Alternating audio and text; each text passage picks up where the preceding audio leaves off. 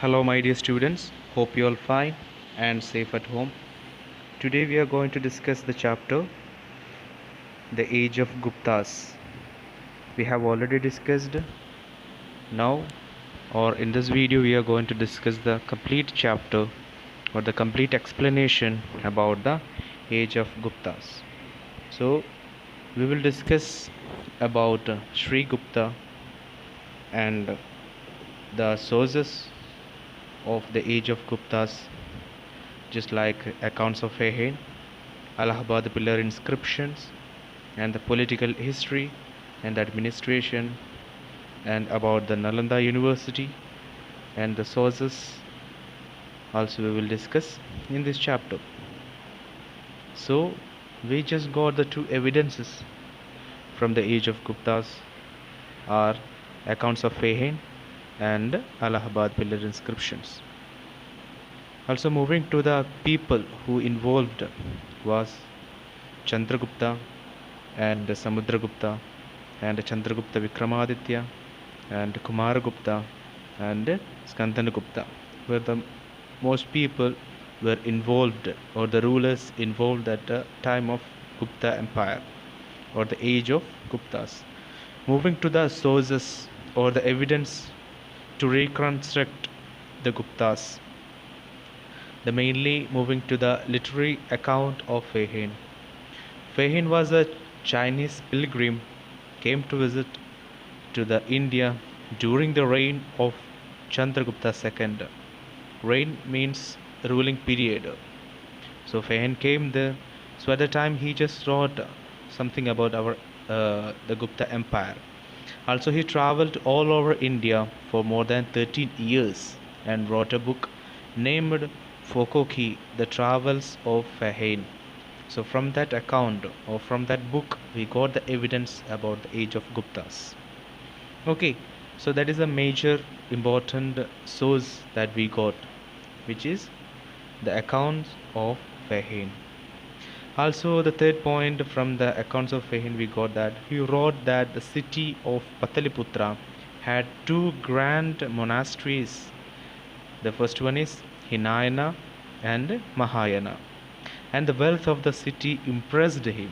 So also he deeply mentioned about the detail or the wealth of the Pataliputra or the grand monasteries of Hinayana and Mahayana. Moving to the fourth point of accounts of Fahim was there were an excellent hospital run by the wealthy people. Also the king was devotees of Vishnu, but he is liberal to other religions like Buddhism and Jainism. So the ruler was worshipping to the Lord Vishnu. Also he was very familiar, also not created any problem to the next ruling parties or next regions. Also the people were honest and law abiding, free to move wherever they want. The king or the ruler didn't restrict the people from moving wherever they want. Okay, and the criminal law was mild and punishment of death remained unknown. Also if the ruler is good, so the punishment also will be perfect, isn't it? So the criminal law was mild and punishment of death remained unknown. Okay, that is the points we got from accounts of Fahim. Also the Fahim account throw a light on the political, social, religious and cultural history of Guptas. Also he just mentioning about the political and the social and religious and also the culture of the Gupta period from the account of Fahim. Those are the major points we are getting from the literary source or the literary account of Fahim. Okay, so that is the first source, which is literary source reconstruct the Gupta Empire of account of Fahim. Now moving to the archaeological sources. So the main source we have discussed, which is Allahabad pillar inscription. So in that pillar we also getting some evidence. So it is also known as Prayag Prashasti and found in Allahabad, written in Sanskrit. In that pillar, which is written not in English, not in Hindi, but it's written in Sanskrit. It was composed by court poet Harisena and dedicated to King Samudragupta. So it was written by Harisena, who was the court member. Harisena was the court member of the Gupta Empire. Also, the inscription show the king conquest divided into several groups. He first defeated the rulers of uh, Aryavarta. Then king marched towards southern rulers and defeated them, but not annex their kingdom. So we can understand that the Gupta's empire were vast. So they just captured the southern areas also. Okay, so that's the third point we are getting from the archaeological source of Gupta Empire. So from the Allahabad pillar inscription. Okay, so while defeating them, the king marched them, but defeated them, but they didn't.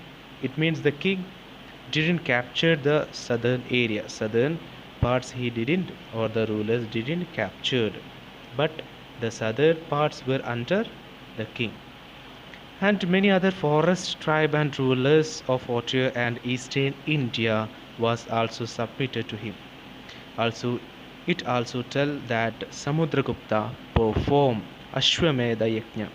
Okay, Ashwamedha Yajna also performed by the Samudragupta. Ashwamedha Yajna means intelligent games and all also participated in the empire or in the kingdom.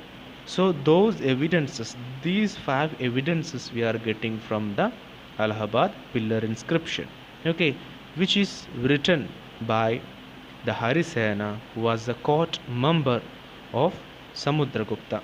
Okay, so with the advice of King Samudragupta, only Harisena wrote in the pillar inscription. So the king wanted the detail about the Gupta ruler, that is because the Harisena have written in the pillar. Okay, so now we are moving to the reign of Gupta period. In these pictures we can see about the coins. In that coins also the kings were used about the worshipping gods and goddesses were also inscribed in the coins. While moving to the Nalanda University, which was the major important part of the renowned education institution of ancient India. It is the most important educational institution of ancient India, situated at Rajgir, Bihar, and founded by Kumaragupta. Okay, so Nalanda University, we can say that the people, we are only thinking about the people were not more going to the education sector, but after building the Nalanda University, the people or the kingdom were changed. They just wanted the people or their children, made them good and perfect and in the importance to studies also. And there were an entrance exam to enter the university, and out of 10 only 2 or 3 were given admission. So just like today's condition, the entrance examination also given to enter or to participate or to get admission in the Nalanda University. Okay, also its popularity attracted the people all over India and neighboring countries as well. So the neighboring countries people or students also came to India or to Nalanda University for studies. Also, Sanskrit was the medium of instruction. In Sanskrit only the people or the teachers and the students were communicated, and also in the books also written in the Sanskrit medium only. Okay, and also the students were provided with the free boarding and lodging facility. Also the subjects were taught about the literature, Buddhism, and all the main subjects were taught in that Nalanda University. Okay, here in the picture you can see the condition of the Nalanda universities. the reigns of Nalanda University. Okay, here the pictures you can see.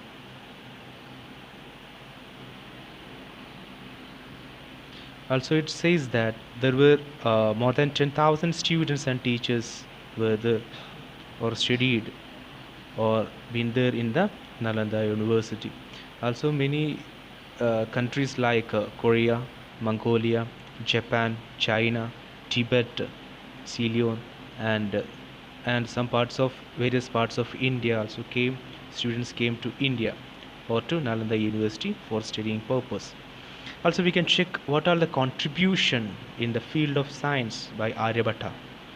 We can check what are the contribution given to the science by Aryabhatta.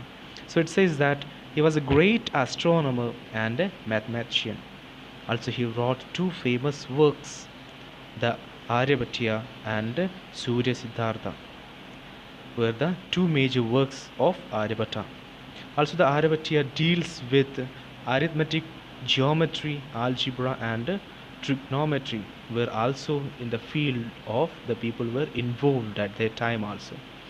Also, he worked on exact value of 22/7 and discovered to find the area of a triangle. So Aryabhatta also were more involved or spent time in the field of maths. Also, he discovered to find the area of a triangle. Aryabhatta discovered, he just discovered the uh, finding the area of a triangle. Okay, that's all the major 4 points or the contribution in the field of science by the major scientist about the Aryabhatta. Okay, so we have discussed he was a astronomer and a mathematician. Also, he wrote two major books. Also, he was very famous at that time. Also he attracted the field of arithmetic, geometry, algebra, and trigonometry. Also, in his book Surya Siddhanta, he explained significantly the causes of the solar and the lunar eclipses. Also, he just found about the also he just explained in the book of Surya Siddhanta that the causes of the solar and the lunar eclipses. Also, he explained his book Surya Siddhanta. Okay, and also he just explained about the earth moves around the sun, and also it was several centuries before the Europeans said the same thing. Also, we just believe that we didn't found the earth moves around the sun, but uh, it's true that we only found the thing. Also, he discovered the rule of finding the area of a triangle. Also, he calculated the exact value of pi. Also, he was the first Indian astronomer to declare that the earth is spherical in shape and revolves around the sun and rotates on its own axis. So he only the great scientist Aryabhatta who told about that the earth is a spherical in shape and revolves around the sun and rotates on its own axis. So these are the major important points or the contribution in the field of science by the uh, great scientist by the Aryabhatta. Okay, so here we have studied about the 5 major contribution about the field of science. Okay, so here shows the picture.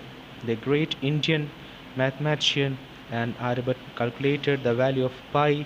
Also, the great Indian mathematician Aryabhatta invented the symbol of zero. Okay, the symbol of zero also invented by the great scientist Aryabhatta. Okay, it is also we learned. Also, we can check what are the major contributions in the field of culture uh, by Kalidasa. We can check main in the field of culture also in the Guptan Empire were produced by the uh, person Kalidasa. He was regarded the greatest poet at the time of Gupta Empire. Also, Kalidasa was the greatest literary genius of the Gupta period. He was patronized given the position by the ruler or by the king. His works were written in Sanskrit, and his works also popularly regarded the best literary production of the world at the time. Also, his lyric poetic of Ridusamha and Magdutta. His two dramas also were most famous at the also given most production of the world. So these are the major 5 important points or the contribution from the field of culture by the greatest poet and playwright who was Kalidasa. Here's giving the pictures of the great poetic Kalidasa are given the two pictures. Okay. Also, his dramatic work Abhignana Shakuntalam narrates the love story of the king Dushyanta and Shakuntala, whose son Bharata later became the ruler. Okay, so those things also he just explains, also diminishes properly. So we can check that we are getting a proper idea about the culture, about the science and all. Okay, so in this both we can check that Gupta Empire were a great ruling period or great time or great ruling period at the time of the age of Guptas. Okay, and also the all works of Kalidasa, especially dramatic works, have been translated into many major languages of the world. So we can say that he was a great poet and playwright. Also his works also translated into many languages or many major languages of the world. So it is a great thing for the people or for the empire of the Gupta, isn't it? So he just interested the subject matter he Kalidas used to involve in his books is that works in love, nature, beauty, and all the things only he just mostly involved in the books. Now moving to the Vishnu temple at Dargah. So the Vishnu temple at Dargah UP was constructed in the 6th century by Guptas. Okay, the temple was constructed by the 6th century by the Guptas. Also the temple added an archaeological feature of Shikara or the lower at the top of roof, which was earlier just flat and one room structure. Okay, so those are the major two importance point about the Vishnu temple at Dargah in UP. It was constructed in the 6th century by the Guptas only. It was built. Moving to the third point, the temple stands on a wide platform and approached by stairs from all 4 sides. Okay, and also the platform is decorated with sculptures showing from life and actions of Lord Rama and Lord Krishna. Also the major peculiarity is that the inner chamber of Grabhagriha comprises of deity Lord Vishnu sleeping on Shishashai, coil of the serpent called Shishakna. Okay, so those are the major 5 important points we can discuss. We have discussed about the Vishnu temple in UP. Okay, which is also constructed by the Gupta rulers in the 6th century. Okay, so those are the major important points about the Vishnu temple. So we have discussed the 5 major points you can see in the picture. So it's showing the Vishnu temple. It's a picture about the Vishnu temple here. Okay, so that's only for today. So I hope you people have understood about the complete explanation about the golden age of Guptas. We have discussed about the major sources, accounts of Fahin, Allahabad pillar inscription, and about the monarchy. Also we have discussed about the education field, Nalanda University. Also we have discussed about the science, culture, literature, and also we have discussed the Vishnu temple in UP. Okay, So that's all the main points to learn from this chapter. Okay, so I hope you have completed the works which I have given. So thanks for today. See you in the upcoming videos. Bye bye.